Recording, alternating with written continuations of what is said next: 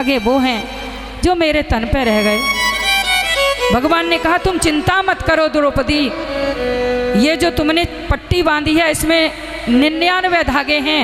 इस पट्टी में एक एक की कीमत 1000 गुनी करूँगा, एक एक धागे की 1000 साड़ियाँ तुम्हें चढ़ाऊँगा। और जब दुशासन ने साड़ी खींची द्रौपदी की, उस समय भगवान ने एक एक धागे की 1000 साड़ी दी। दुशासन जैसे 10,000 हाथी का बल था वो थक गए। एक छोटा सा भजन है, मैं 2 ही कड़ी का गाऊंगी, ज़्यादा नहीं गाऊंगी। मेरी असुवन भीगे साड़ी, आ जाओ कृष्ण मुरारी। मेरी असुवन भीगे साड़ी, आ जाओ कृष्ण मुरारी। क्या भूल गए बनवारी, जब उंगली कटी तुम्हारी। क्या भूल गए बनवारी, जब उंगली कटी तुम्हारी। मैंने फाड़ी रे सब साड़ी, आ जाओ कृष्ण मुरारी। मैंने फाड़ी रे सब साड़ी, आ जाओ कृष्ण मुरारी। मेरी असुवन भीगे साड़ी रे, आ जाओ। क्या भूल गए बनवारी, जब रचा स्वयंवर भारी। क्या भूल गए बनवारी, जब रचा स्वयंवर भारी। मैं तो बन गई पांडव नारी, आ जाओ कृष्ण मुरारी। मैं तो बन गई पांडव नारी, आ जाओ कृष्ण मुरारी। मेरी असुवन भीगे साड़ी, आ जाओ कृष्ण मुरारी। क्या भूल गए बनवारी, जब बैठे भीष्म। क्या भूल गए बनवारी, जब बैठे द्रोणाचारी। क्या भूल गए बनवारी, जब बैठे द्रोणाचारी। मेरी लुट रही लाज हमारी, आ जाओ कृष्ण मुरारी। तब लुट रही लाज हमारी, आ जाओ कृष्ण मुरारी। मेरी असुवन भीगे साड़ी, आ जाओ कृष्ण मुरारी। द्रौपदी बिलखी और कन्हैया ने ही उनकी लाज बचाई। कन्हैया को जब द्रौपदी बुला रही थी, कन्हैया वहीं खड़े थे महाराज। द्रौपदी ने बुलाया, द्वारकाधीश अब तुम्हारी शरण में हूँ, तुम्हारे चरणों में लाज है, बचाना तुम्हारा काम है। भगवान पास में खड़े थे महाराज, द्वारका गए और द्वारका से फिर लौट करके आए। तब द्रौपदी की साड़ी में साड़ी भगवान ने जोड़ी। बोलिए वृंदावन बिहारी लाल की जय हो। और पांडवों का यज्ञ संपूर्ण कराया। कथा तो बहुत है, अब हमें दूसरी तरफ कथा के जाना चाहिए। भगवान के मित्र हैं।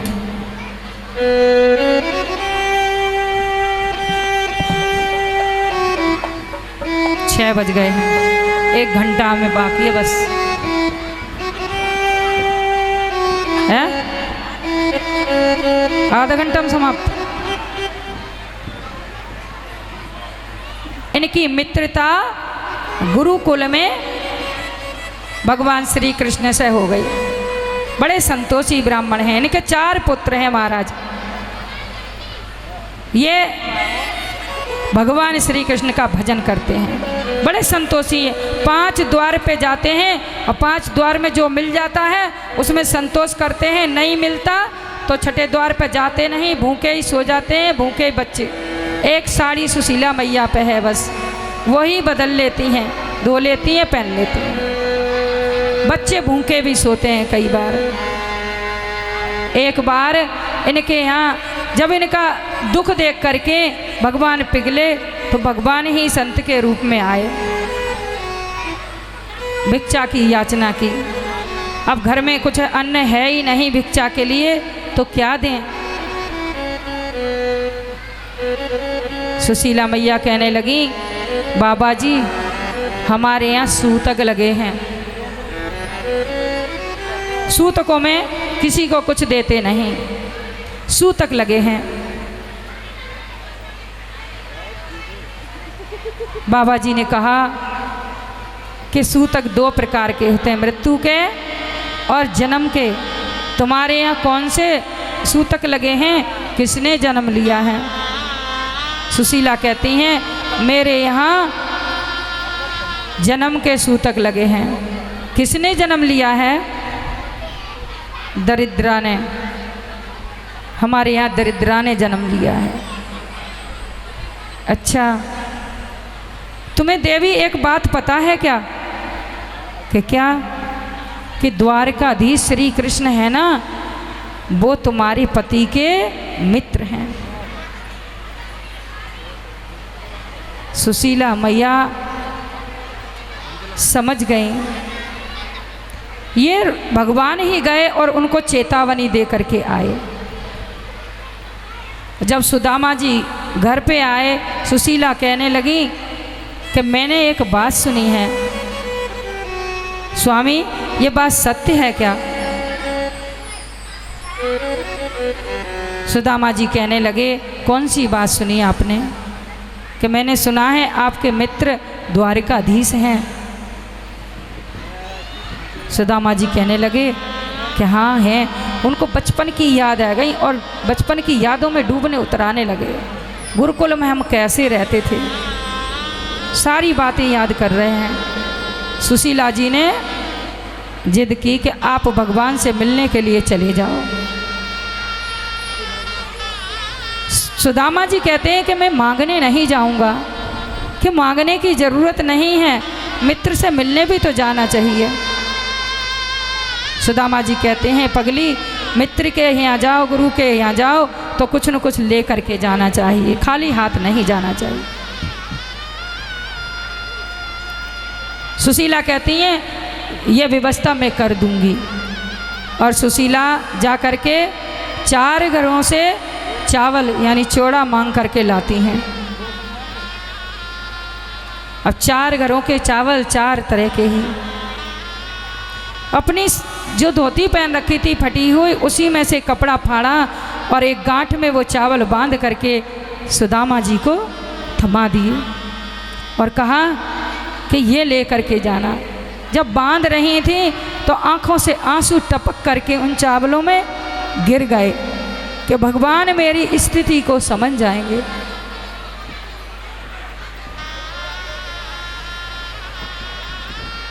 थोड़ा शांति का दान दीजिए, शांति का भाई, शांति का दान दे दो थोड़ा। ऐसे ही एक जगह ना भाषण हो रहे थे, नेताजी भाषण दे रहे थे। द्वारका की ओर चल पड़े, एक लकुटी हाथ में है और फटे हुए वस्त्र पहने हैं सुदामा जी, और सिर पे पगा भी नहीं है, पगड़ी नहीं है, पैर में चप्पल नहीं है। कहते शीश पगा न जगह तन में। बोलिए भक्त और भगवान की, बोलो ना प्यार से, राधे राधे। सुदामा जी कई दिन रुक रुक करके गए और जहाँ विश्राम करते हैं नींद लग जाती है, और सुदामा जी थोड़े ही चल पाए। भगवान कहते हैं मेरा सुदाम बहुत थका हुआ है, कैसे पहुँचेगा? और भगवान ने गरुड़ को भेज करके सुदामा जी को द्वारिका के नज़दीक बुला लिया। बीच में नदी है। शाम के समय सुदामा जी उस नदी के किनारे पहुंच गए। भगवान कहते हैं मेरा सुदाम, शाम हो गई है, पार कैसे जाएगा? मल्ला सब चले गए अपने घर, और आज भगवान सुदामा जी के लिए खुद नाव लेके आ गए और आवाज़ लगा रहे हैं, भैया पार जाओगे क्या? सुदामा जी कहते हैं हाँ हमें जाना तो है।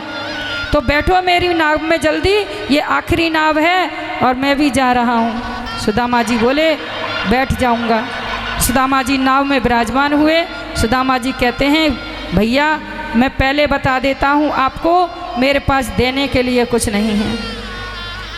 भगवान मल्ला बन करके नाव चला रहे सुदामा जी की। सबकी नाव के खिवैया भगवान ही हैं, मेरे ठाकुर जी हैं सबकी नाव। हम कहते हैं बेड़ा पार लगा दो, सबकी नाव चलाने वाले मेरे ठाकुर जी हैं। ठाकुर जी नाव को चला रहे और पूछ रहे हैं भैया कहाँ जाओगे? जाएंगे द्वारकाधीश से मिलने। अच्छा, और भैया बताए दे रहे हैं तुम मान लेना हम पे देने के लिए कुछ नहीं है। भगवान कहते हैं कुछ तो होगा ही। ना ना हमारे पास कुछ नहीं। हर व्यक्ति के पास कुछ न कुछ होता है भाई, कुछ तो होगा ही। सुदामा जी दुखी हो गए, बार बार पूछते हैं। उन्होंने कहा मेरे पास केवल दरिद्रा है, गरीबी है मेरे पास। भगवान ने आज झोली फैला दी और कहा वही मेरी झोली में डाल दो। सुदामा जी की गरीबी भगवान ने अपनी झोली में डलवा दी और सुदामा जी को भगवान द्वार पे ले गए और वहाँ छोड़ करके अपने महल में चले गए। इधर विश्वकर्मा जी को भेज करके सुदामापुरी में महलों का निर्माण, वैकुंठ से भी सुंदर, स्वर्ग से भी सुंदर महलों का निर्माण कराया और एक मंदिर भी ठाकुर जी ने अपना वहाँ सुदामा की पूजा के लिए बनवाया। जब ये विश्वकर्मा जी गए ना महल बनाने के लिए तो नाप तोल करने लगे नगरी की। तो सुशीला मैया बोली किस किस का महल बनेगा? विश्वकर्मा जी ने कहा सुदामा जी का महल बनेगा। सुशीला कहने लगी सबके महल बनेंगे कि नहीं, केवल सुदामा का, किसी का नहीं बनेगा। फिर सुदामा को भी महल नहीं चाहिए, आप जाइए। अरे जिन पड़ोसियों से, जिन गांव वालों से, जिन ब्राह्मणों से मैंने आज तक सेवा ली है, भोजन जिन्होंने मुझे दिया है, आज मैं महल बनवा लूँ और उनको छोड़ दूँ? पहले उनके महल बनेंगे, उसके बाद मेरा महल बनेगा।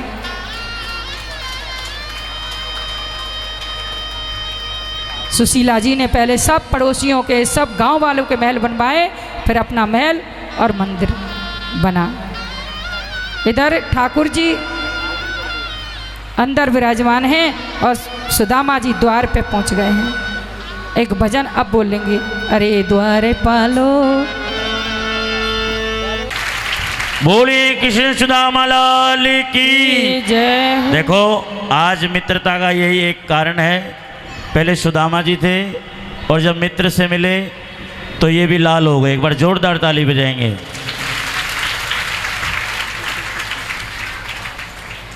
बोलिए द्वारकाधीश भगवान की जय।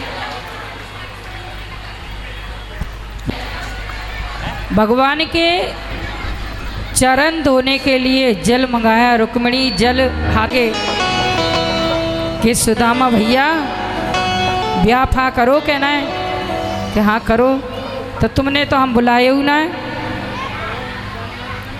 कि लाला तूने ब्याह करो क्या? हाँ अभी आशीर्वाद दे के लाए, बुलवा रहा हूँ अपनी पत्नियों को।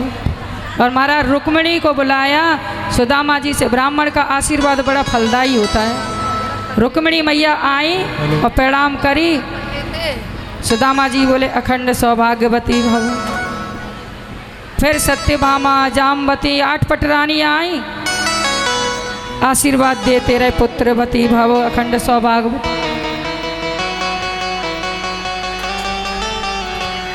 बीच की लाइन चालू कर दें दर्शन के लिए। और जो ये ऊपर इतना जवाब मत दो भाई, ये ग्रिल भी लगा दी फिर भी इस पटंगे भाई। थोड़ा दबाव मत दो, थोड़े थोड़े पीछे हो जाओ आप। जो स्टील की बनाई है उसी पे थोड़ा सा, पत्थर वाली पे दबाव मत दो। ये जो ऊपर खड़े हैं सभी से गुजारिश है। और दर्शन चलाते रहे, रोके ना। सेवादारों से विनती है कि बीच में कोई खड़ा ना हो, एक मेन गेट पे एक आगे बस। सुदामा बोले प्रसंग पूरा करें कि नहीं? ये जो 1600 किच कच में 16,100 रानी पटरानी जब आशीर्वाद लेने आई, सुदामा जी की सांस अटक गई और कहने लगे भाव भाव भाव। सब आशीर्वाद बोल गए भाव भाव। फिर बोले कन्हैया तू ऐसा कर, कितनी लंबी लाइन है कि बहुत लंबी, तू ऐसा कर, तू मुझे प्रणाम कर ले, मैं तुझे आशीर्वाद दे दूंगा, सो सबको प्राप्त हो जाएगा। और ठाकुर जी ने आज सुदामा को प्रणाम किया। ठाकुर जी ब्राह्मण भक्त हैं और सुदामा जी ने सबको आशीर्वाद दिया। बोलिए भक्त और भगवान की के आए थे वही उनको पहना के विदा किया।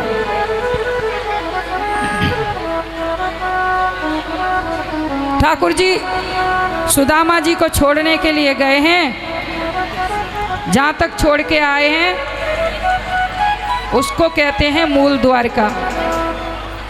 और जहाँ सुदामा जी की और कृष्ण जी की भेंट हुई उसको कहते हैं भेंट द्वारका। 3 द्वारका हैं वहाँ, है ना। गए हो द्वारका? जो गए हो नहीं पता है। दुर्वासा ऋषि ने साप दिया, वहाँ पानी का दान दिया जाता है। बड़ी अच्छी कथा है वो भी। और जब सुदामा जी अपने घर पहुँचे तो वहाँ देख करके डर गए कि वहाँ उनकी झोपड़ी तो है ही नहीं, बड़े अच्छे सुंदर सुंदर महल खड़े हैं। मंदिर देख करके डर गए सुदामा जी और कहने लगे कि लगता है किसी राजा ने अपना नगर बसा दिया और मेरी झोपड़ी पता नहीं क्या कर दी। सुदामा जी सोचते हैं अच्छा ही हुआ, चलो भगवान ने सारे झंझट काट दिए, अब अच्छी तरह मैं भगवान का भजन कर सकूंगा। एक दुखिया बामन थी, बालक थे, वो सब पता नहीं कहाँ गए। सुदामा जी सोच ही रहे थे कि वहाँ पहरेदारों ने देख लिया और सुदामा जी को बुला कर के लाए। और सुशीला जी सुदामा जी की आरती उतार रही हैं। आरती उतारी और बताई कि ये सब ठाकुर जी का चमत्कार है, उन्हीं की लीला का चमत्कार है ये। सुदामा जी कहने लगे तुम्हें माया चाहिए और मुझे भजन चाहिए। सुशीला ने कहा तुम्हारे लिए ठाकुर जी ने मंदिर बनवाया है। और ठाकुर जी वहाँ प्रकट हुए और सुदामा जी को दर्शन दिए। बोले कृष्ण कन्हैया लाल की जय हो। शॉर्ट में ये आपको कथा सुना। अपशगुन हो रहे हैं।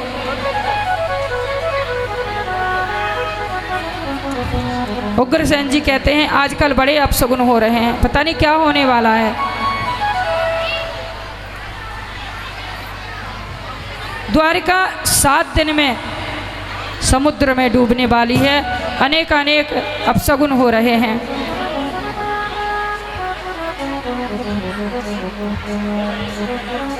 इधर दुर्वासा ऋषि वगैरह वहाँ आए हुए हैं। बहुत सारे ऋषि मुनि तीर्थ पे आए हैं। और बच्चों ने क्या किया कि जाम्बती पुत्र सांब को उन्होंने एक स्त्री बनाया और पेट पे कपड़ा लपेट दिया और एक कढ़ाई बांध दी और उसको घूंघट काट के दुर्वासा ऋषि और अन्य ऋषि बैठे थे वहाँ लेकर के गए और पूछने लगे कि बाबा जी आप ज्ञानी हैं, ये हमारी ये बहू है, ये गर्भवती है, आप बताएंगे ये क्या जनेगी, पुत्र जनेगी कि पुत्री जनेगी। दुर्वासा ऋषि ने बड़े ध्यान से देखा और कहा कि ये बच्चे हमसे मखौल करने आए हैं। दुर्वासा ऋषि ने कहा कि ये ऐसा मूसल जनेगी जिससे तुम्हारे कुल का नाश हो जाएगा, तुम्हारे कुल का नाश हो जाएगा, ऐसा मूसल जनेगी। बच्चे डर गए और जब पेट खोल करके देखा तो मूसल उसमें से लोहे का निकला। दाऊ जी को ये बात पता चली तो दाऊ जी ने उसको घिसवा करके समुद्र में फेंकवा दिया। एक छोटा सा पत्ता रह गया, वो भी समुद्र में फेंकवा दिया। भगवान कहने लगे, जब पूरी द्वारका में ये बात फैल गई, भगवान कहने लगे ऐसा करते हैं अब शगुन बहुत हो रहे हैं, सब लोग चलते हैं प्रवास क्षेत्र में और वहाँ स्नान करेंगे, दान देंगे, हवन करेंगे, यज्ञ करेंगे, धर्म के कार्य करेंगे। सब लोग अपनी अपनी गाड़ियों पर सवार हुए और प्रवास क्षेत्र में पहुँच गए। भगवान ने पांडवों का युद्ध करवा करके सारे राक्षसों का वध करवा दिया था। पृथ्वी का बहुत भार हल्का हो गया था। भगवान सोचने लगे ये मेरे परिवार के इतने 56 करोड़ यादव हैं और ये अब आगे आगे चल के दुराचारी बनेंगे और ये दुनिया को सताएंगे, इसलिए इनका भी संहार होना जरूरी है। भगवान उनको सबको प्रवास क्षेत्र में लेकर के गए और वहाँ उन्होंने पहले स्नान किया, दान पुण्य किया और फिर मदिरा पान किया। मरैया नाम की एक मदिरा होती है, वो पी और मदिरा पी करके सब ताश खेलने के लिए बैठ गए, जुआ खेलने लगे और जुआ में झगड़ा होता ही है। जो जीत गया वो बाव बाव, जो हार गया वो लड़ेगा। झगड़ा हुआ, गाली गलौज हुई, मारपीट हुई, हाथापाई हुई, फिर अस्त्र शस्त्र निकले और वो भी अस्त्र शस्त्र सब टूट गए। तो जो लोहे का मूसल घिस के फेंका था उसके रेते से एलका नाम की घास उगी थी जो तलवार की धार के समान थी। उसमें जो पत्ता था वो एक बहेलिया ने, जरा नाम का बहेलिया था, उसने अपने बाण पे धारण कर लिया था, लगा लिया था। और जब वो अस्त्र टूट गए तो घास उखाड़ करके एक दूसरे को मारने लगे। वो घास उखाड़ते ही ऐसी मूसल के समान हो जाती, तलवार के समान हो जाती थी। उसी से मार मार के एक दूसरे को मार करके पूरे के पूरे यादव समाप्त हो गए। 56 करोड़ यादवों का परिवार ले जा करके भगवान ने वहाँ समाप्त कराया। मना करे ना माने, दाऊ जी कहने लगे कि अब लीला समाप्त होने वाली है। सो दाऊ जी ने अपना स्वरूप बनाया, नाग का स्वरूप, शेष का स्वरूप बना करके जल के द्वारा वो अपने लोग, क्योंकि भगवान बाद में जाएंगे तभी तो शेष सैया उनको मिलेगी, दाऊ जी पहले जाएंगे। महाराज दाऊ के विवाह की भी बात आई, अब जल्दी में सुना ना पाई। रेवती मैया से उनका विवाह हुआ था। जब विवाह हुआ था तो रेवती मैया 60 फुट की थी और दाऊ भैया छोटे थे 20 फुट के। हल से दबा के अपने बराबर कर लिया था। रेवत नाम के राजा की कन्या थी रेवती। विवाह हुआ था भगवान दाऊ जी का। ये दाऊ जी आज जल के द्वारा समुद्र में चले गए और कन्हैया थक हार करके एक पेड़ के नीचे टांग पे टांग धर के लेट गए।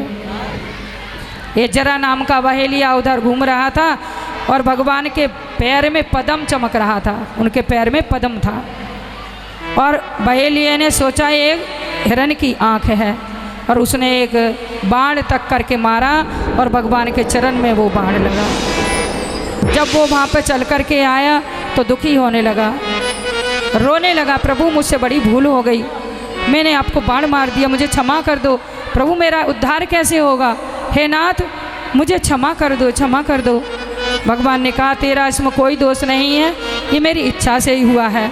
राम रूप में मैंने तुझे छुप के बाण मारा था और वो तू वही पहले बाली था, अब बहेलिया है जरा नाम का। मैं किसी का बदला नहीं रखता, मैंने तुझे बाण मारा था, तूने मुझे बाण मार दिया, बदला पूरा हो गया, दुखी होने की कोई बात नहीं है। ये उद्धव जी आए यहाँ पे और उद्धव जी कहने लगे प्रभु आप जा रहे हैं, मैं कैसे रहूँगा, मुझे भी साथ ले चलो। भगवान ने कहा तू साथ आया ही नहीं तो जाएगा कैसे। और भगवान ने उद्धव जी को अपनी चरण पादुका दी और अपनी पूरी शक्ति जो तेज था भगवान का वो भागवत जी में समाहित कर दिया। बोलिए श्रीमद् भागवत महापुराण की जय हो। यहाँ अर्जुन भी आए और यहाँ से अर्जुन ने जाकर के हस्तिनापुर में खबर सुनाई थी और उद्धव से भगवान ने कहा तुम मैत्री जी को बता देना और विदुर जी को। भगवान कहते हैं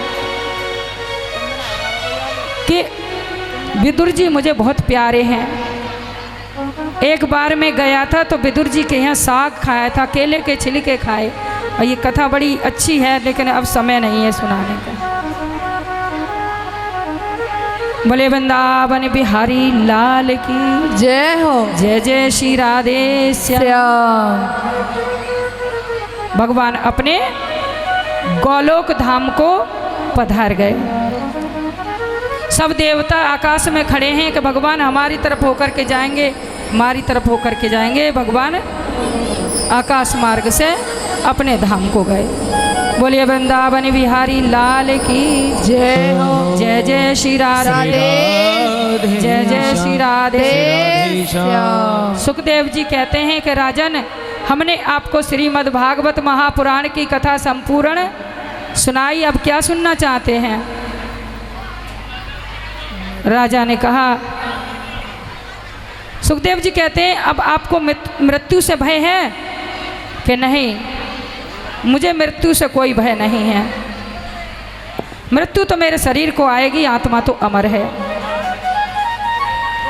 आप सिर ढक के बैठेंगे थोड़ी सी देर, क्योंकि संपूर्ण भागवत अब सुनाई जाएगी।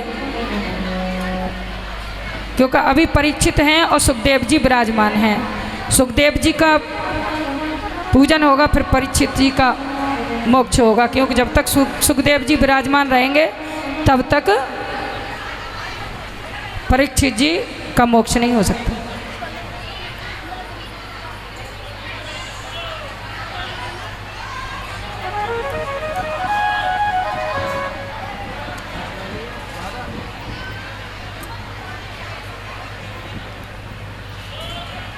जिस किसी ने नहीं भी सुनी होगी और ये संपूर्ण भागवत सुन करके उनको संपूर्ण भागवत का फल प्राप्त होगा। भागवत महत्व, सबसे पहले महत्व सुनाते हैं। आत्मदेव आत्मा है और धुंधली बुद्धि है। आत्मा का पुत्र विवेक यानी गौकरण होता है। धुंधकारी मन है और 5 व्यवसाय हैं, रूप रस गंध शब्द स्पर्श हैं। प्रथम स्कंद की कथा आती है। अधिकार का वर्णन है, अर्थात हमें पात्र बनना चाहिए। भागवत का श्रोता परीक्षित जैसा होना चाहिए। परीक्षित अधिकारी श्रोता हैं। श्रोता 3 प्रकार के होते हैं, उसमें एक प्रथम, एक मध्यम, एक जो कथावाचक के व्यास के मुख की तरफ देख करके कथा सुनते हैं और बड़े ध्यान से सुनते हैं, वो होते हैं श्रोता अधिकारी। एक होते हैं श्रोता जो कि ना सुनते हैं ना सुनने देते हैं, कट बातें करते रहते हैं श्रोता की तरह। एक होते हैं श्रोता जो खंबे का सहारा लिया, घर में काम करते करते थक जाते हैं और सोचते हैं भागवत का भी नाम हो जाएगा कि आया था और खंबे का सहारा लिया और बैठ गए, आराम से खर्राटे मार रहे हैं। ये होते हैं श्रोता, 3 प्रकार के। और परीक्षित अधिकारी श्रोता हैं जिन्होंने 10 चीज़ों का त्याग कर दिया है। जननी जनक बंद सुतदारा, तन धन भवन सुहद परिवारा, सबके ममता ताग बटोरी, मम पद मन है बांध बरडोरी। सब ये 10 चीज़ों का, सब चीज़ों का त्याग कर दिया परीक्षित ने। अधिकारी श्रोता हैं।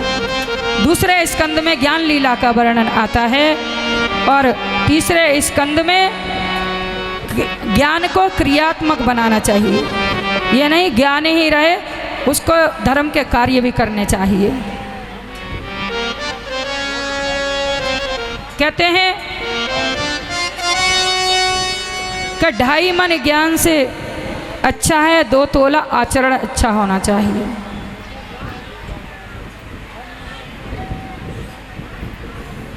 चौथे स्कंद की कथा आती है। धर्म अर्थ काम मोक्ष, चतुर्थ पुरुषार्थ का वर्णन किया गया। जैसे कि उत्तानपाद की आपको कथा सुनाई, प्रियव्रत और उत्तानपाद की, उनकी संतानों की। हर जीव उत्तानपाद होता है। जब पैदा होता है उसके पैर ऊपर को होते हैं और सिर नीचे होता है। उत्तानपाद की 2 पत्नियां हैं। हर व्यक्ति चाहता है रुचि से जीना, नीति हर व्यक्ति को पसंद नहीं होती। 5वां स्कंद ज्ञानी परमहंसों का आचरण बताया गया, जैसे जड़ भरत और ऋषभदेव जी का बताया। और 6ठे स्कंद में परमात्मा की पुष्टि यानी कृपा का वर्णन। परमात्मा साध्य साधन है और साधन साध्य नहीं, कृपा साध्य है। भगवान सब पे अपनी कृपा करते हैं। 7वां स्कंद वासना का वर्णन है। वासना को 3 प्रकारों में बांटना चाहिए। सद वासना प्रहलाद की वासना है, असद वासना हिरण्यकश्यप की वासना है, और मिक्स वासना हर जीव की होती है, मिश्रित वासना। 8वें स्कंद की कथा आती है। मन को रोकने का उपाय एक ही है, जैसे यज्ञ में आहुति डालना बंद कर दो तो अग्नि शांत हो जाती है। भोगों को रोकने का यही एक उपाय है कि भोगों को देना धीरे धीरे बंद कर दो तो भोग अपने आप शांत हो जाते हैं।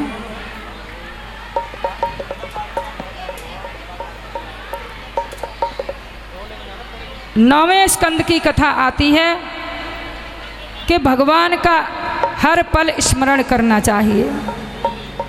और 10वें स्कंद की कथा आती है इंद्रियों में से वासना को निकाल के ही ऊपर के 4 जो साधन बताए, धर्म और तप, शौच, और ये धर्म के कार्य मतलब करने चाहिए, अच्छे अच्छे कार्य करने चाहिए। बुद्धि में अगर इंद्रियों में से वासना को निकालने के ये ऊपर के 4 साधन हैं। बुद्धि में से वासना निकालने के लिए बुद्धि के देवता की आराधना करनी चाहिए। बुद्धि के देवता हैं सूर्य देव। और मन में से वासना, मन शुद्ध करने के लिए भगवान श्री कृष्ण की कथा सुननी चाहिए। मन के देवता हैं चंद्रमा, चंद्रवंश की कथा सुननी चाहिए। और बुद्धि शुद्ध करने के लिए सूर्यवंश की कथा, राम जी की कथा सुननी चाहिए।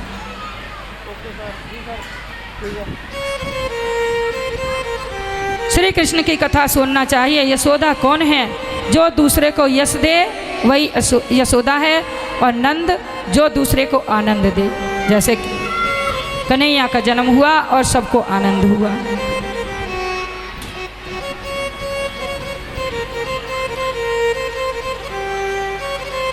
गोपी श्री कृष्ण रस में लगी हुई इंद्रियां ही गोपी हैं, और रास लीला भगवान श्री कृष्ण के प्राण हैं, और राधा जी श्री कृष्ण की आत्मा है। 11वें स्कंद की कथा आती। 11वां स्कंद में मुक्ति लीला का वर्णन है। जिसका मन भगवान में लीन होता है उसी को मुक्ति मिलती है। मुक्ति का प्रथम चरण वैराग्य है और भगवान की लीलाओं में मन लगाना है। 12वां स्कंद में आश्रय लीला है। गुरु का उपदेश श्रवण कर परमात्मा के नाम रूप व लीला का आश्रय प्राप्त करने वाला जीव परमात्मा के साथ रहता है और उसे वास्तविक आनंद प्राप्त होता है। उसे आत्मा साक्षात्कार होता है, साक्षात भगवान दर्शन होता है। बोलिए श्री कृष्ण भगवान की, श्रीमद्भागवत महापुराण की जय। जय जय श्री राधे श्याम, जय जय श्री राधे श्याम। सुखदेव जी कहते हैं, राजन जब तक मैं यहाँ रहूँगा तब तक तुम्हारा मोक्ष नहीं होगा। सुखदेव जी का पूजन किया गया। एक बार ये सुखदेव जी बैठे ना, कोई भी बहन इनको तिलक लगा दो, जीवित कर देंगे। तक्षक ने कहा कि पहले ये सूखा पेड़ खड़ा है, इस पर अपना अमृत डाल के दिखाओ। डाला, पेड़ हरा भरा हो गया। उन्होंने कहा कि ठीक है आप जीवित कर सकते हो, लेकिन मर्यादा मिट जाएगी, इसलिए मुझे अपना काम करने दो। और वो फूल की टोकरी लेके गए और तक्षक का रूप धारण किया। जबकि योगा करके परीक्षित ने अपना प्राण पहले ही योगा अग्नि से अपने प्राण त्याग दिए थे। तक्षक का तो नाम हुआ कि उन्होंने डसा और परीक्षित का मोक्ष हुआ। बोलिए भक्त और भगवान की जय। इनके पुत्र हैं महाराज परीक्षित के, और उन्होंने सर्प यज्ञ शुरू कर दिया। सब ऋषि मुनि बुलाए और सर्पों की आहुति यज्ञ में लग रही है। मंत्र पढ़ के सर्पों के नाम ले ले के मंत्र पढ़े जा रहे हैं और सर्प सारे आ करके यज्ञ में कूद रहे हैं। बहुत सर्पों का विनाश हो गया। सब ऋषियों ने कहा ऐसे बीज नाश हो जाएगा। और तक्षक जा करके इंद्र के सिंहासन पर, इंद्र की शरण ली, सिंहासन पर लिपट गया पाए पे और नहीं आ रहा है। जन्मेजय ने कहा कि गुरुदेव सारे सर्प आ करके कूद गए यज्ञ में, तक्षक क्यों नहीं आया, इसको बुलाना चाहिए। ऋषियों ने कहा तक्षक इंद्र के सिंहासन के पाई से लिपटा हुआ है। जन्मेजय ने कहा कि गुरुदेव ऐसी आहुति डालो पढ़ करके कि इंद्रासन के साथ ही तक्षक सीधा आकर के हवन कुंड में गिरे। और जब आहुति पड़ी गई, बोली गई, तो इंद्रासन हिलने लग गया और उड़ने लगा। तभी सब ऋषियों ने कहा कि क्यों आप सर्पों का बीज नाश कर रहे हैं, आप इसको क्षमा कर दो। जब जन्मेजय को समझाया तो जन्मेजय माने, लेकिन जन्मेजय ने कहा गुरुदेव ठीक है, मैंने आपके कहने से क्षमा कर दिया, लेकिन इस तक्षक को मैं देखना चाहता हूँ, ये है कैसा जिसने मेरे पिता को डस लिया। तक्षक को बुलाया गया। डरता हुआ तक्षक सामने आया। जन्मेजय ने उसको उठाया और ऐसे सूंत दिया। जहर पूंछ में और मुंह में हो गया, बीच में जहर निकल गया। बोले वृंदावन बिहारी लाल की जय हो। अब एक बार ये भागवत जी के जो श्लोक हैं जिससे हमें कोई त्रुटि हो जाती है, कोई भूल हो जाती है भागवत जी सुनने और सुनाने में, तो उसके लिए बोलते हैं। ये आखिरी श्लोक आप सभी बोलेंगे ध्यान से। नाम संकीर्तनम यस्य, नाम संकीर्तनम यस्य सर्व पाप प्रणाशनम, सर्व पाप प्रणाशनम, प्रणामो दुख समनस्तम, प्रणामो दुख समनस्तम, हरिम नमामि हरिम परम, तम नमामि हरिम परम। नाम संकीर्तनम यस्य, नाम संकीर्तनम यस्य सर्व पाप प्रणाशनम, सर्व पाप प्रणाशनम, प्रणामो दुख समनस्तम, प्रणामो दुख समनस्तम, नमामि हरिम परम, तम नमामि हरिम परम। नाम संकीर्तनम यस्य, नाम संकीर्तनम यस्य सर्व पाप प्रणाशनम, सर्व पाप प्रणाशनम, प्रणामो दुख समनस्तम, प्रणामो दुख समनस्तम, नमामि हरिम परम, तम नमामि हरिम परम। हरे नमः, हरे नमः, हरे नमः, हरे नमः, हरे नमः। हरे नमः। बोलिए वृंदावन बिहारी लाल की जय हो। आपको संपूर्ण भागवत श्रवण कराई गई। इसमें मुझसे कोई भूल हुई हो तो क्षमा मांगती हूँ। अले तुमको लाखों प्रणाम, तुमको लाखों प्रणाम। हरि की कथा सुनाने वाले, गोविंद कथा सुनाने वाले, तुमको लाखों प्रणाम, तुमको लाखों प्रणाम। हरि की कथा सुनाने वाले, गोविंद ध्यान कराने वाले, तुमको लाखों प्रणाम, तुमको लाखों प्रणाम, ओ तुमको लाखों प्रणाम, तुमको लाखों प्रणाम। हम डोल रहे थे वन में, मन को बैठे थे तन में। हम डोल रहे थे मन में, बल को बैठे थे तन में। ओहो राह बताने वाले, तुमको लाखों प्रणाम, तुमको लाखों प्रणाम।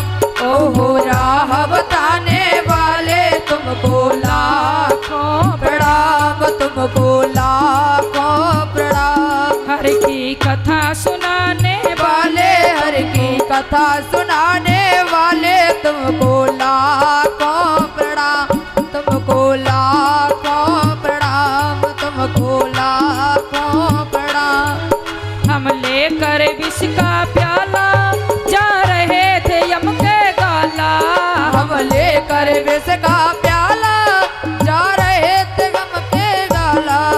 ओ अमृत पिलाने वाले, तुमको लाखों प्रणाम, तुमको लाखों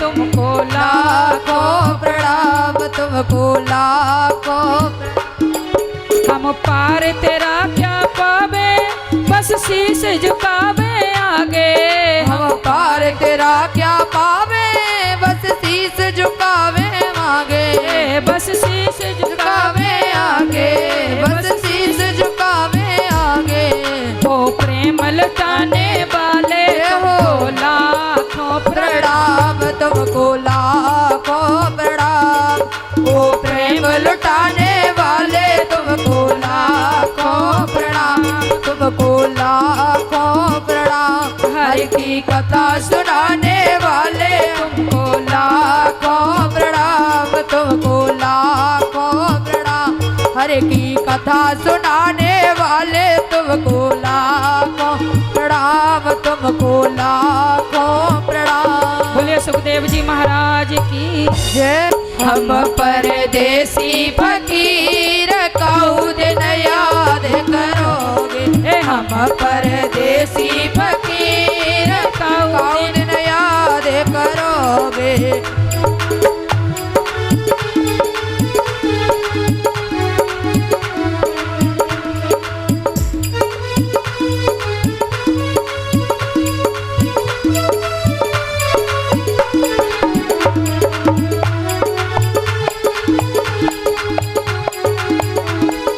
रमता जोगी बहता पानी रमता जोगी बहता पानी बांध सके ना जंजीर काऊ दिन याद करोगे बांध सके ना जंजीर काऊ दिन याद करोगे हम परदेसी फकीर काऊ दिन याद करोगे हम परदेसी फकीर काऊ दिन याद करोगे कभी पूरब में कभी पश्चिम में कभी पूरब में कभी पश्चिम में कभी उत्तर में कभी दक्षिण में कभी उत्तर में कभी दक्षिण में चारों दिशा जागीर काऊ दिन याद करोगे चारों दिशा जागीर काऊ दिन याद करोगे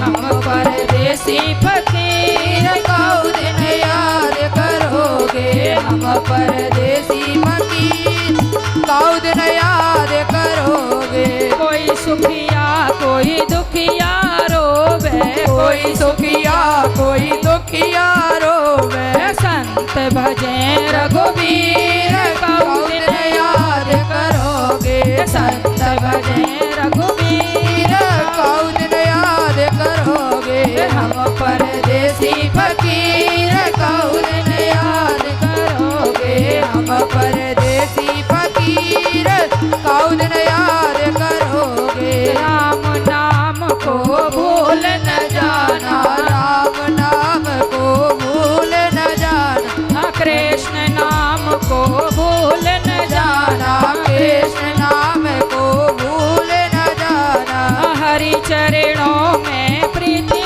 लगाना हरि चरणों में विनती लगाना तेरी विनती यही अखीर काऊ दिन याद करोगे मेरी विनती यही तीर काऊ दिन याद करोगे हम परदेसी फकीर काऊ दिन याद करोगे हम परदेसी फकीर काऊ दिन याद करोगे बिटिया चल दई अपने धाम सबको राम राम राम बिटिया चले दई अपने धाम सबको राम राम राम राम राम राम सबको राम राम राम बिटिया ओ बिटिया चले दई अपने धाम सबको राम राम राम बिटिया चले दई अपने धाम सबको राम राम राम सात दिना तक आए बैठे सात दिना तक आए बैठे कथा सुन ऋतव लागन बैठे कथा सुन ऋतव लागन बैठे हुई गल गलती तो करियो माफ, बिटिया चल दई अपने धाम, सबको राम राम राम। बिटिया चल दई अपने धाम, सबको राम राम राम। राम राम राम, सबको राम राम राम। बोलो ना प्यार से, राधे राधे। एक बार और भाव से, राधे राधे। आप लोगों ने इतना प्यार मुझे दिया कि मैं वर्णन नहीं कर सकती। बहुत प्यार मिला आपसे। घर पे अभी जाऊंगी तो आप सबकी बहुत याद आएगी। और हमारे प्रदीप भैया पंडित जी ने बहुत अच्छा साथ दिया, पूरा साथ दिया। भगवान इनके घर में सब खुशियाँ लाएं, इनको अच्छा मकान मिले, इनके बच्चे सुखी रहें। और सभी बहनों को बहुत बहुत व्यासपीठ की तरफ से आशीर्वाद है, सबके घर में सालों साल खुशियाँ आती रहें, सबके बच्चे लायक बने, सेवा करें और घर में मंगलाचरण मंगल आते ही रहें। और सब भाइयों को मेरा बार बार नमस्कार है। इस बहन से कोई भूल हुई हो क्षमा कर देना। हमारे इन भाइयों से भी अगर कोई गलती से भूल हो गई हो तो क्षमा चाहते हैं, इनकी तरफ से मैं क्षमा चाहती हूँ।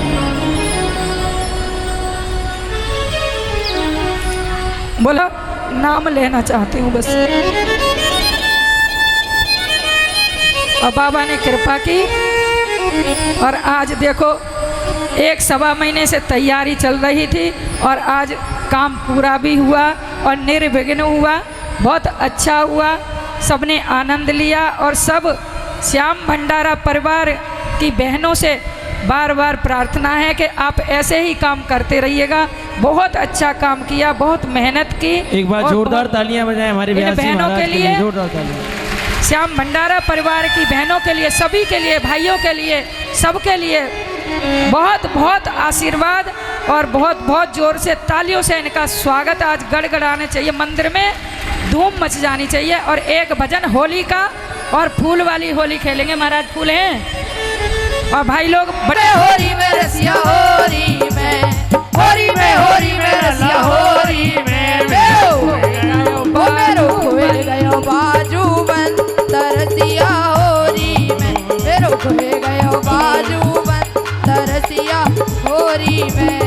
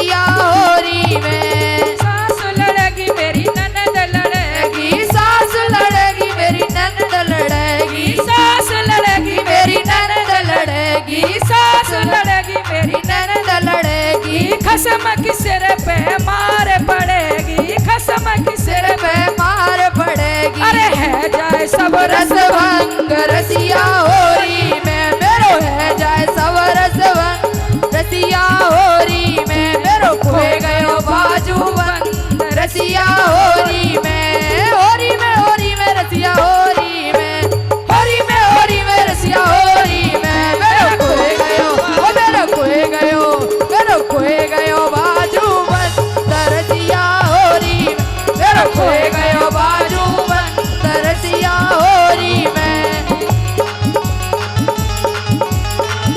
संग रसिया होरी में, मेरा खोए गयो बाजू बंद रसिया होरी में, होरी में, होरी में रसिया होरी में, होरी में, होरी में रसिया होरी में। मेरा खोए गयो, ओ मेरा खोए गयो, मेरा खोए गयो बाजू बंद रसिया होरी में। अब गोपी क्या कहती है?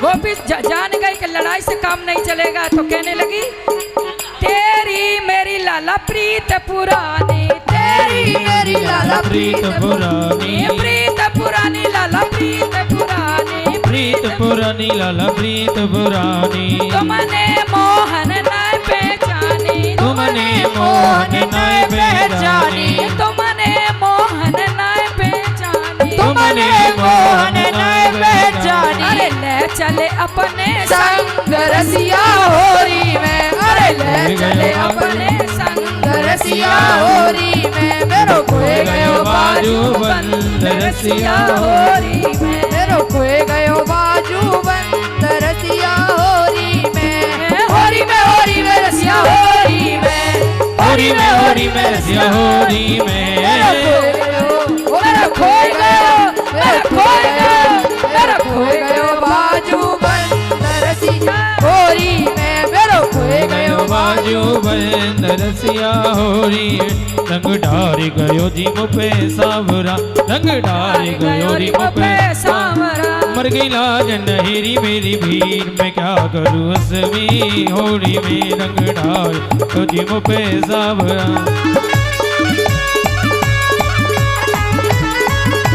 जय हो। गुरुवर ना जाओ ये कहती है धड़कन, सुना है आंगन, सुना ये मन। गुरुवर ना जाओ ये कहती है धड़कन, सुना है आंगन, सुना ये मन।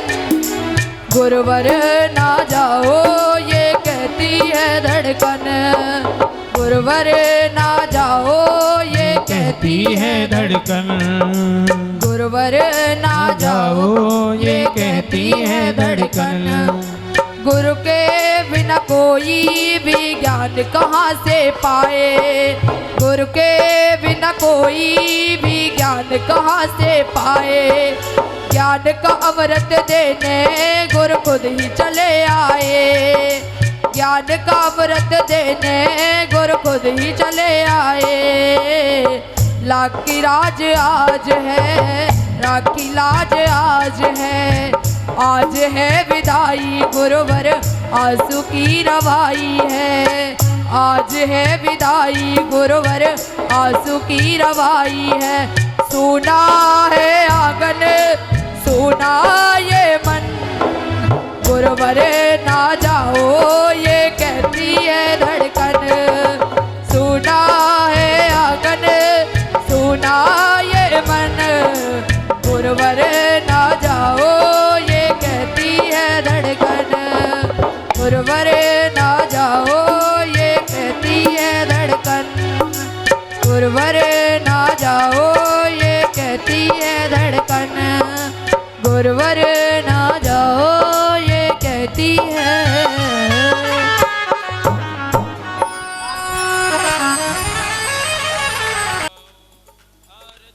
प्यारे तुमको मनाओ, आरती गाओ प्यारे आपको रिझाओ। बांके बिहारी तेरी आरती गाओ, हे गिरधर तेरी आरती गाओ। ओ मोर मुकुट तेरे शीस पे सोहे, मोर मुकुट तेरे शीस पे सोहे। ओ प्यारी बंसी मेरो मन मन मोहे, प्यारी बंसी मेरो मन मोहे। देख छवि बलिहारी में जाओ, श्री बाके बिहारी तेरी आरती गाओ। ओ चरणों से निकली है गंगा प्यारी, चरणों से निकली है गंगा माँ प्यारी। ओ जिसने सारी दुनिया तारी, जिसने सारी दुनियाएं तारी। उन चरणन में मैं शीस झुकाऊं, श्री बाके बिहारी तेरी आरती गाओ। हे गिरधर तेरी आरती गाओ, गिरधर तेरी आरती गाओ। ओ व्यासदास जी के नाथ आप हो, व्यासदास जी के नाथ आप हो। ओ सुख दुख जीवन प्यारे साथ आप हो, सुख दुख जीवन प्यारे साथ आप हो। हरि चरणन में मैं भले भले जाऊं, श्री बाके बिहारी तेरी आरती गाओ। ओ श्री हरिदास के प्यारे तुम हो, श्री हरिदास के प्यारे तुम हो। ओ मेरे मोहन जीवन धन हो, मेरे मोहन जीवन धन हो। पास सदा वृंदावन पाऊं, श्री बाके बिहारी तेरी आरती गाओ। ओ वृंदावन की राधा प्यारी, बरसाने सखियां प्यारी। हरि चरणन में मैं बारी बारी जाओ, बाके बिहारी तेरी आरती गाओ। जगमग जगमग ज्योति जली है, जगमग जगमग ज्योति जगी है। शाम आरती होने लगी है, शाम आरती होने लगी है। कि छवि बलिहारी में जाओ, से बाके बिहारी तेरी आरती गाओ। गिरधर तेरी आरती गाओ।